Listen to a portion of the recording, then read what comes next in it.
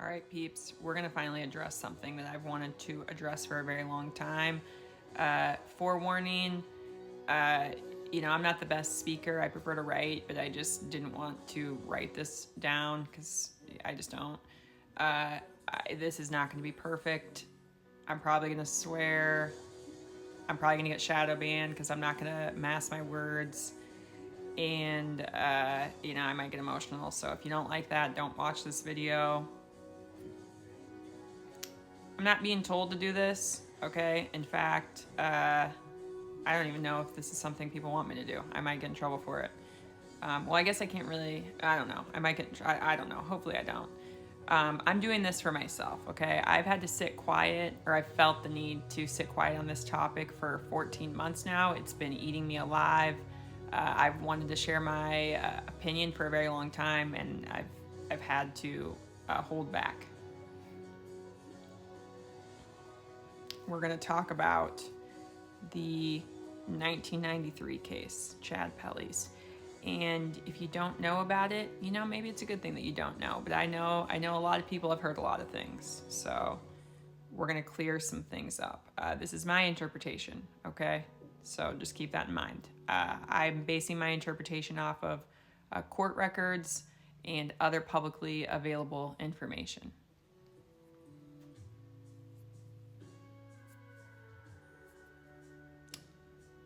The reason that I didn't speak sooner is a lot of reasons, okay? First of all, I hadn't gathered enough information to form an opinion, and I didn't want to speak too soon. I didn't want to be wrong. This is a very in-depth case. The case file alone is like 500 pages.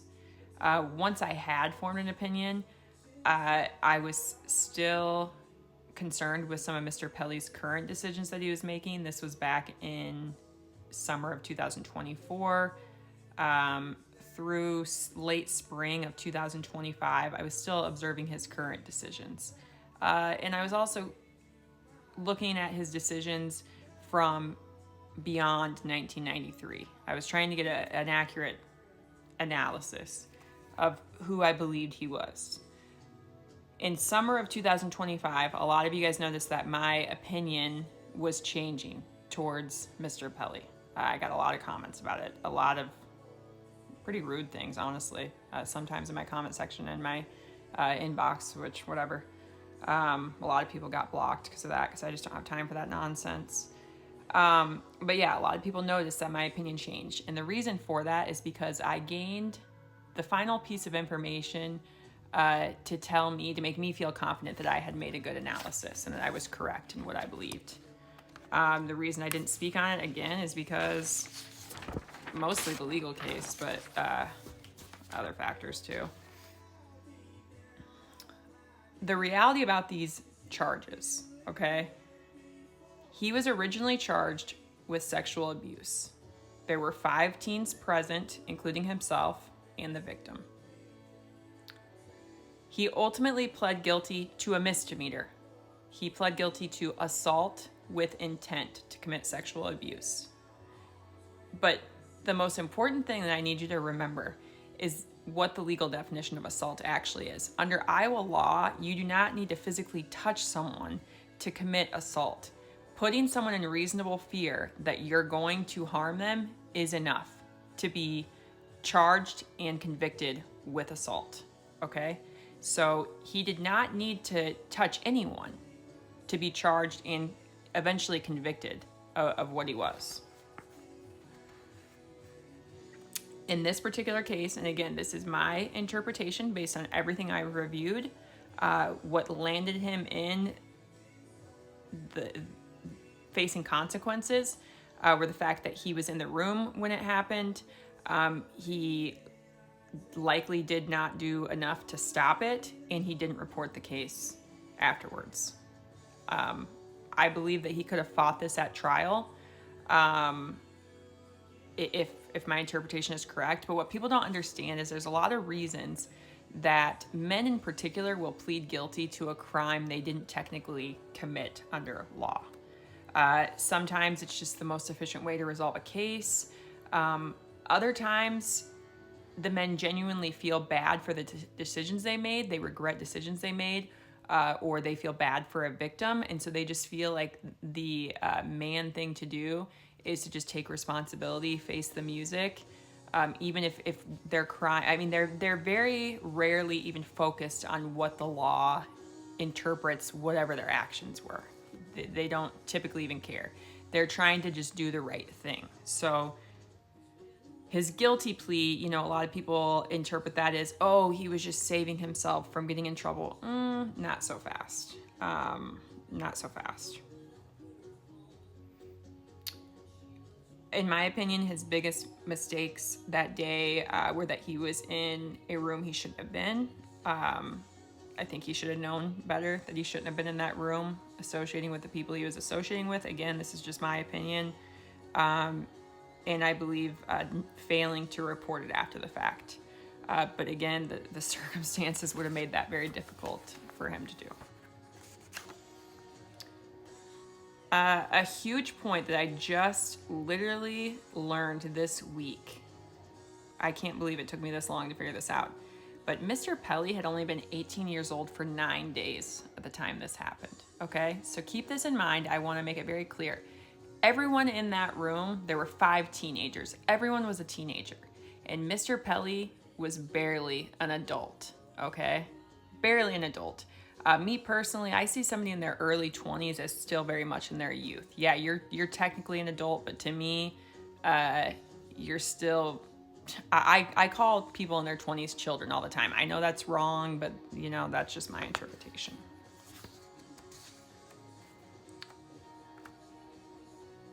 The environment that he was in was challenging to put him in to actually act or do anything. He was in a room with older men.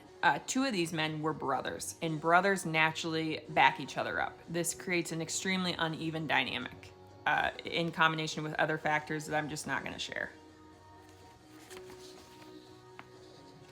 Court records confirm that 3 out of 4 men participated in, or allege that 3 out of 4 of the men participated in the sexual act. Based on everything I've reviewed, I personally believe that Mr. Pelley was the one individual that did not participate in the act. The fact that his plea was reduced to a misdemeanor assault with intent to commit sexual abuse, again, he's never been charged with committing sexual abuse, and I personally don't believe he did it, or that he has done that, is because of that fact. Not everybody participated. Another thing to remember is that Mr. Pelley grew up in Marion. I'm not going to elaborate much here at all, but I will tell you for a fact, boys, especially in that era, were groomed constantly. They were groomed to believe that sexual behavior wasn't a big deal, or that it was even normal. I know that sounds crazy, but I'm telling you that's a reality. We still see these grooming patterns in our schools today and among our youth today.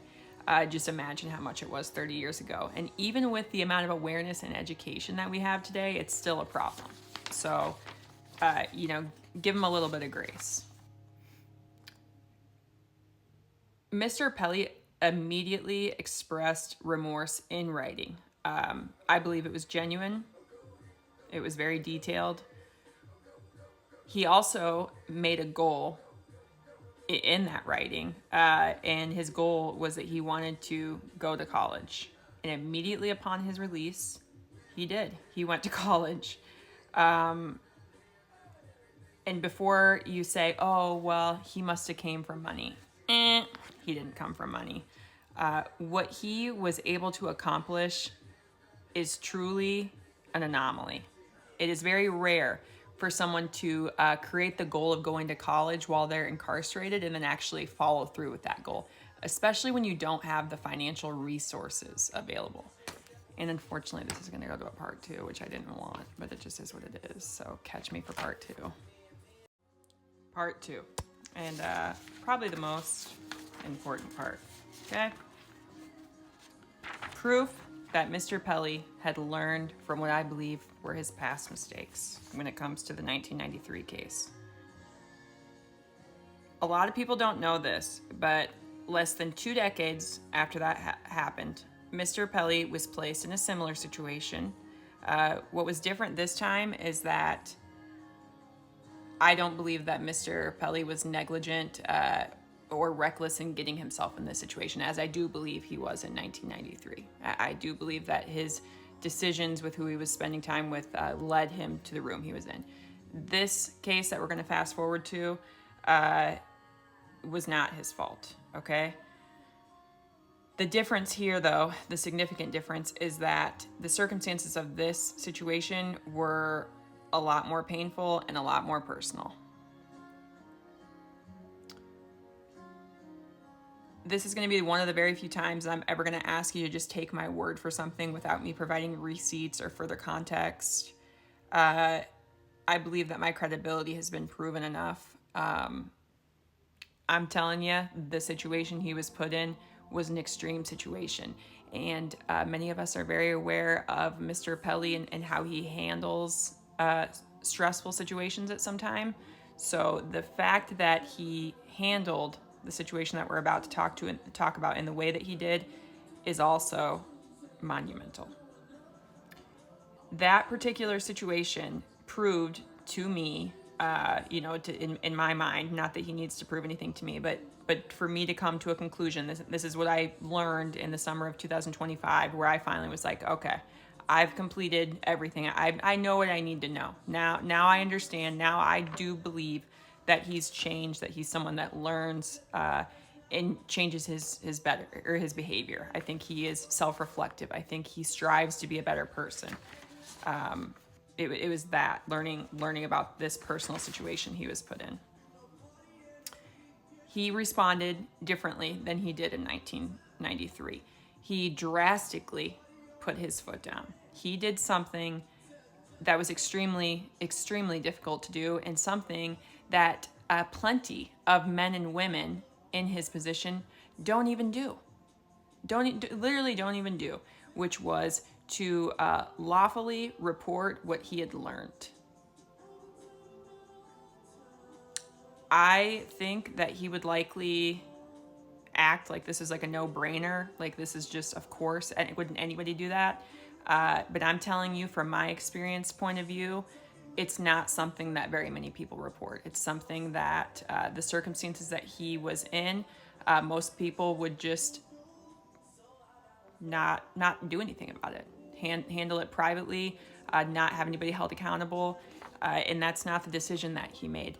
He, in my opinion, is a generational curse breaker, which not only impacts his own family, it impacts the community as a whole. And the topic of this type of abuse is not the only curse that he's breaking, okay? And I don't even think that he himself fully comprehends all of the cycles that he's breaking. Maybe he does. I don't know. Sometimes I just assume things I shouldn't assume. But he breaks a lot of patterns, okay? If you look at his entire life history, he's kind of a beast, to be honest with you. The challenges and things that he's overcome, most people don't overcome small, he's had obstacles that he's overcome that are like monumental. People only have like one monumental thing that they overcome in their entire life. And when you look at Mr. Pelley's life, just what I know about it from public records, he's overcome like 3 or 4 major hurdles. It's unfathomable, I mean, truly. Like, I understand why he is where he is. He's wild. He's wild, but not in a bad way. But ultimately, his decision to do what he did in that situation he was placed in about 20-ish years later made me feel confident that he is self-reflective. He is not going to continue to repeat past mistakes. I'm going to end it with this. This is a genuine warning. If people that continue to come in my inbox or show up in my comment sections and they have rude, judgmental, degrading comments towards me because of the fact that I'm speaking what I feel is my truth on Mr. Pelley, they're going to be removed. They're going to be ignored. You're going to get blocked.